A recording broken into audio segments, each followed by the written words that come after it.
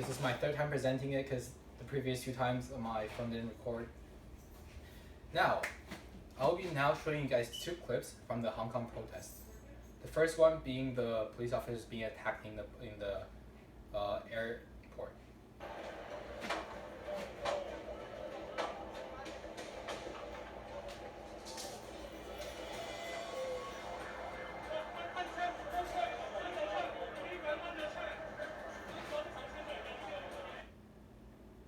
The second one is a video from on the street, August 25th.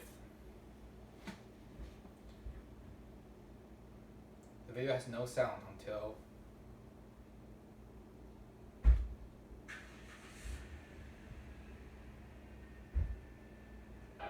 now.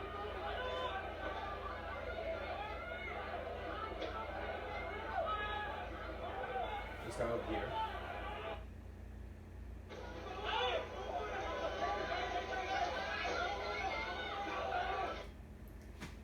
These are 2 really good examples of what has happened in the Hong Kong protest. And now I'll be presenting you guys about what is the media telling us and what is actually happening. So this is a really good picture of what the media will be showing us as they present us the video we saw before in the second video. A police figure holding a gun at innocent protesters as he kneeled down, as if he is the one being abused. However, once we look at the video, we can see that the protesters are not the one being abused. The police officers are. However, when the police officers pull out a gun at the protesters to defend themselves, the guy actually runs back in the middle of the street, kneels down in front of all the cameras, showing that he is the one being abused. This is a really good example of what media will be showing us and what the truth was and is.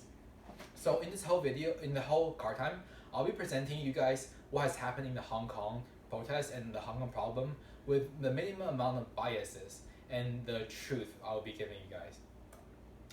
The Hong Kong problem. The Hong Kong problem spiked during our summer vacation 2019, and what is become one of the most controversial stuff internationally on district and independence. Now we'll be looking at the index of what happened what will be happening in this whole presentation. The first is the history of Hong Kong, as we have to know the history of Hong Kong before we make judgments and commentaries.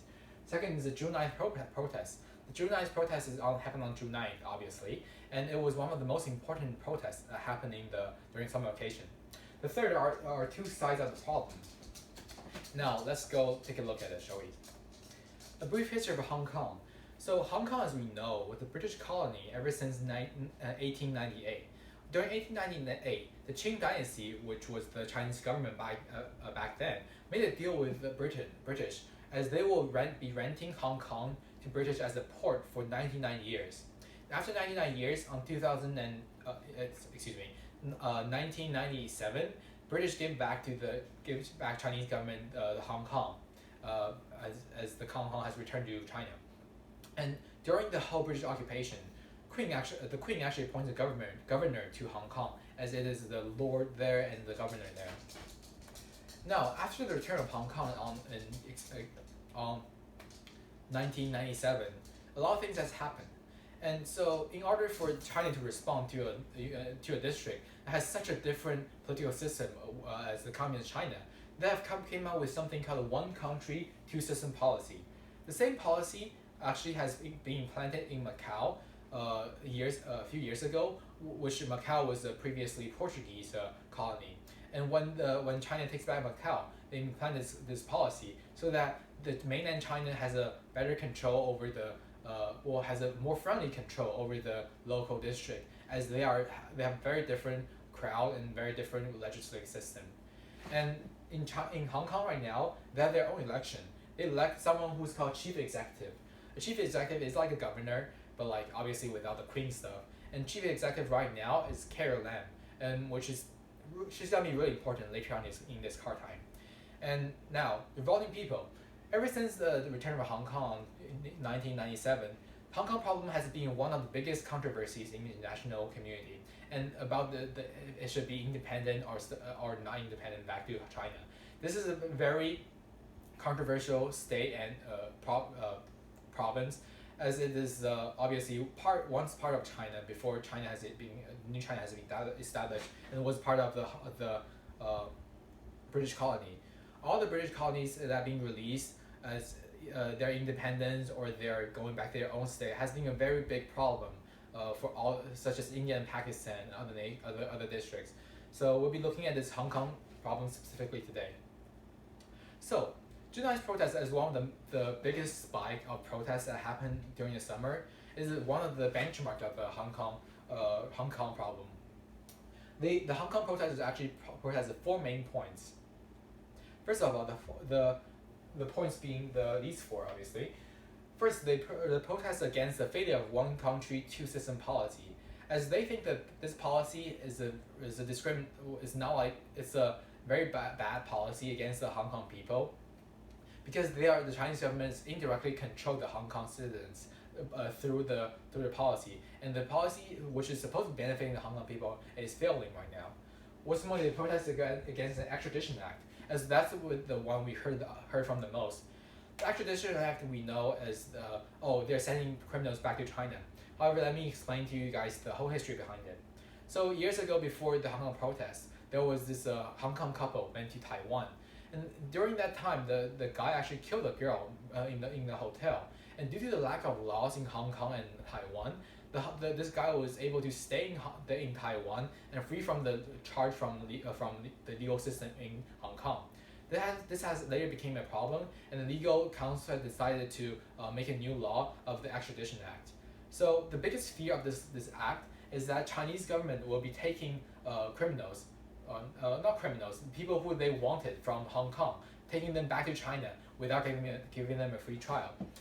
However, I've tried to look as thoroughly as possible, look at who or what had happened with the Extradition Act. However, cannot find a single name or incident with this Extradition Act. What's more, they protest against the corrupted police system. As for right now, most of the governments they elect has all the people eligible for election are people from Hong Kong. All those mainland Chinese officers are not eligible for the election. However, there are some people who has communist Chinese influence, as they think. As the head of police system right now, he was born in Hong Kong. However, he did have experience going back to living in Beijing, which there he had some communist influence, which is believed. And last of all, they believe in Carrie Lam should be resigning, and she was one of the problem. And she, as quote unquote, she was selling the blood of Hong Kong brothers and sisters for exchange for favors in the communist Chinese government. And Carrie Lam, as the chief executive right now, was believed to be the worst of all chief executives. Now that there's many of them. And now, what happened in June 9th, the protest? June 9th protest was a big spike of the protests happening in Hong Kong. And since June the 1st, the protesters has been building this thing because June 9th is a big day. As I mentioned previously, June 9th is the day that Hong Kong has gained independence from Britain, and it is the day the Hong Kong returned to China. And ever since then, every year on June 9th, the Hong Kong government holds a ceremony on the legal council complex, where they actually raise the flag of the Chinese government flag and the Hong Kong flag to make the ceremony. On June 9th, protesters gathered in the ceremony, and they actually put up their own flag, as you can see here. The flag will be shown in later picture. And so, what's more, they occupy the legal council complex. It's where the senators or the government make the laws. And this is very important because to show that they are peaceful protesters, they actually went into the legal complex and actually taken food and drinks from the fridge and leaving money there, showing that they are not mobs, they're not robbers, they're peaceful protesters. What's more, they read the Declaration of Hong Kong People along with their 5 requests for the Hong Kong government in order for them to back up the protest. Now, these are the 5 goals of the Hong Kong protest. And this is the flag they've risen during the ceremony.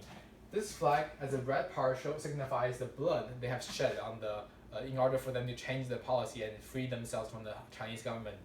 And this flag was risen instead of the traditional Chinese flag, as they are showing the protest of the Hong Kong people, not the Chinese people. These 5 protests are the 5 main points you should be looking at. You'll be getting this sheet along with part of the declaration they read during the protest on PDF, I suppose.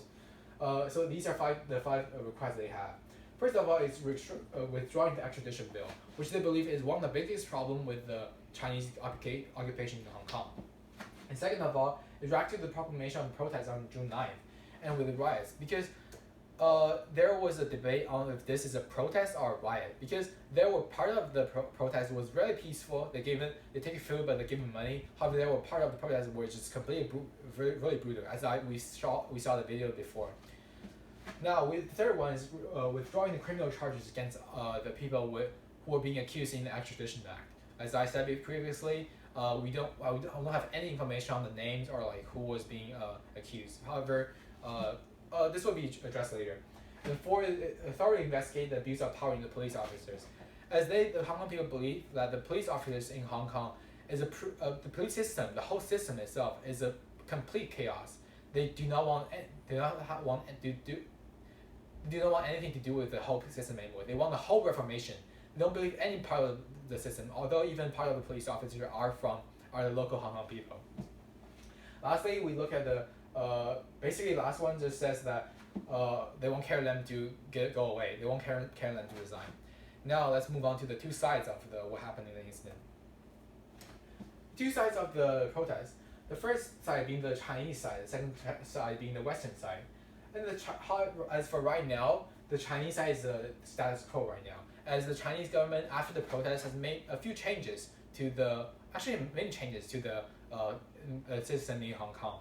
So first of all, after the protest, CARtime had a video conference with Xi Jinping, which is head of the Chinese government.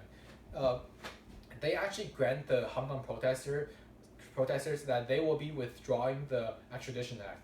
As for right now, the Extradition Act has been completely stopped and abandoned. And it was promised that will never be an act like that.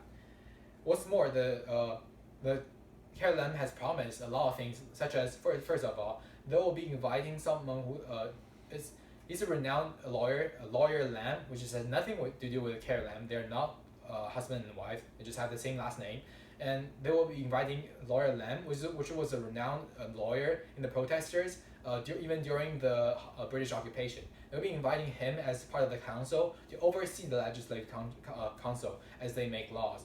And so ever since then, a lot of changes has been made, and they've promised a better police system, some reformation in the police system.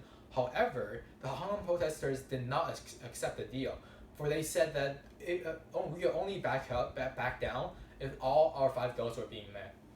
Now here we enter the Western side, as the Western media present to us, as they will be showing us the photo before, as that's what we'll be seeing. So when we look at media, we should be looking at the fact. We try to limit all the biases, and look after we limit the biases, we see is the closest to the fact that we can get. Now, the Hong Kong protests want CARtime to resign. There are this one incident happened on YouTube where CARtime is a phone call with CARtime with someone we don't know. It was being leaked. During the video call, the CARtime actually, if we don't know if it's not a call, it's a video call. It's not a video call, it's a call.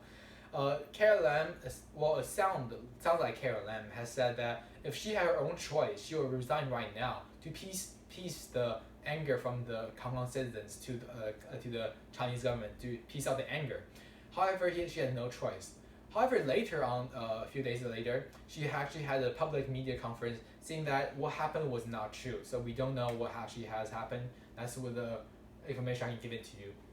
Now, Hong Kong citizens, as I mentioned previously, they don't want anything to do with the right now the legal system. They want their own legal system. They want free from the Chinese government control. However, as for right now, they won't be having it because Chinese government has rejected that deal. What's more, Chinese government has rejected them to giving back the criminals being sent to being charged in Extradition Act, which CARtime said was unjustified. And last and most importantly is the total independence. The total independence wanted by the Hong Kong people seems very controversial. As Hong Kong, as we already explained before, Hong Kong was part of China ever since a while ago, ever since Qing Dynasty, and it was in British occupation. And after the British occupation, a lot of Hong Kong people are feared of getting controlled by the Chinese government. How in this case, the Chinese government granted them the one country, two system policy to give them as compromising to the what they wanted. However, they still wanted independence, and that's what the Western nations support. The Western nations, as they always support the independence of other states, as we've seen in many different cases, as Crimea and Greece, we've seen so many cases of this. And ever since British has given up the colonies, we've seen a lot of problems with was left in the colonies, such as Pakistan and India.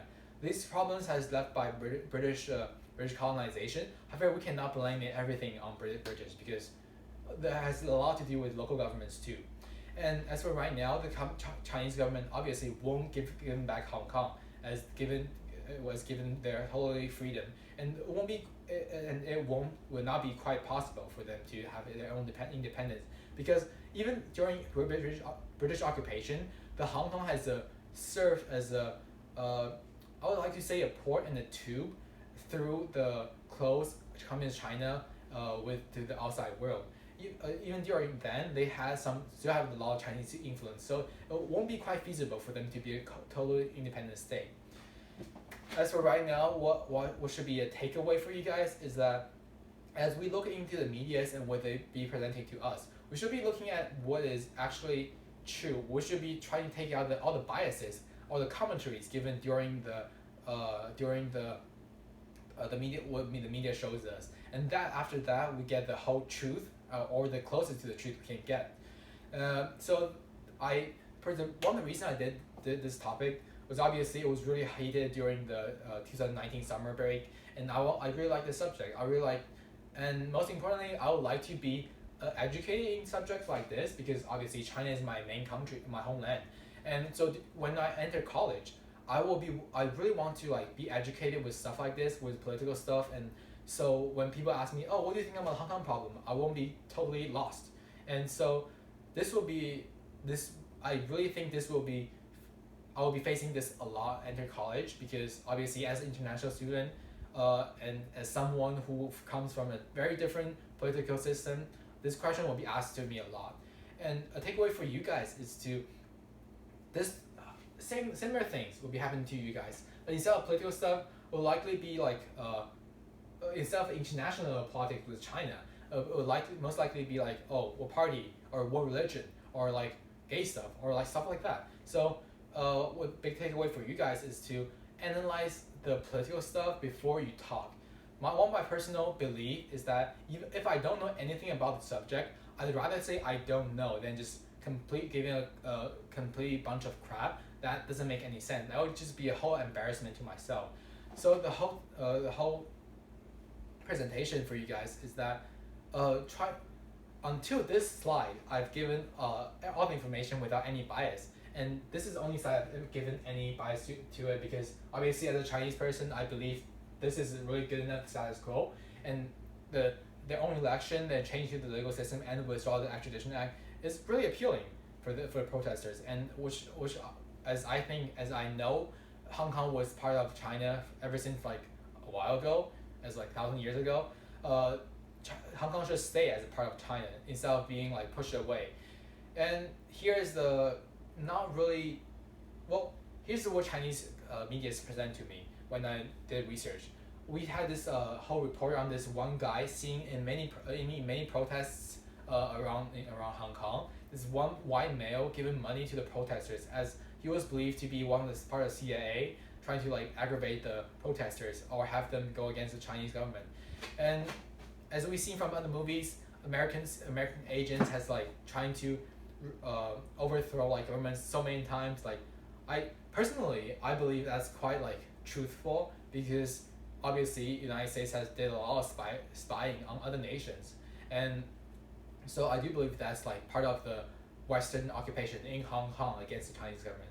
So that's pretty much it, as some personal belief and not sure it is right or wrong media information, and that's why we should be looking into medias and get the whole truth of it. Thank you.